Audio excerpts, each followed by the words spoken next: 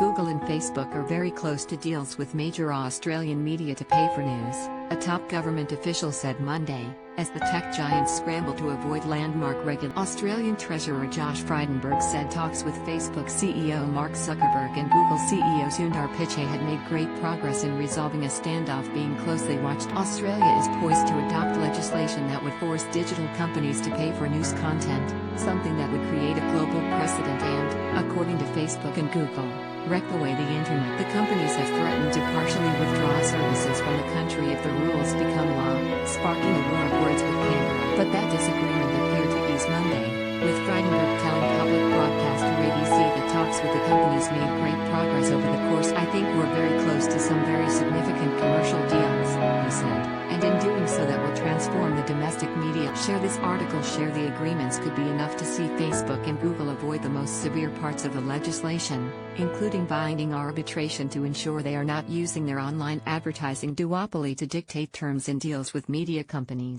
Following Frydenberg's remarks, Seven West Media, owner of broadcaster 7 News and the West Australian newspaper, announced Monday a new agreement for its content to be hosted on Google's News Showcase product. The Sydney Morning Herald reported the first major deal with a large Australian news organisation was worth more than $30 million, $16.5 million. AU.7 West Chairman Kerry Stokes said it was a great outcome and hailed the government's work on its news media bargaining code as instrumental in the outcome of this groundbreaking. The firm will join several smaller local publishers on News Showcase, which Google said had received more than 1 million views since launching in Australia.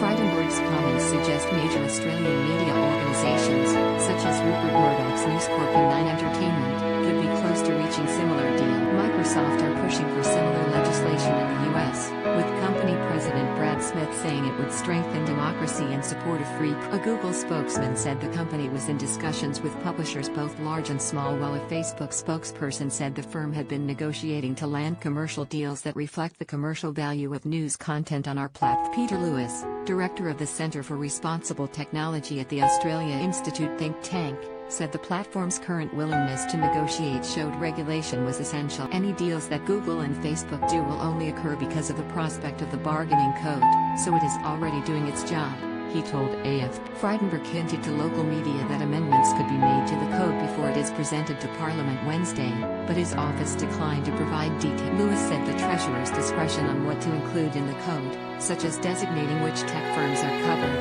was a critical leverage point for the government, but are now overwhelmingly captured by the big digital platforms. Thousands of journalists' jobs have been lost and numerous outlets forced to close in Australia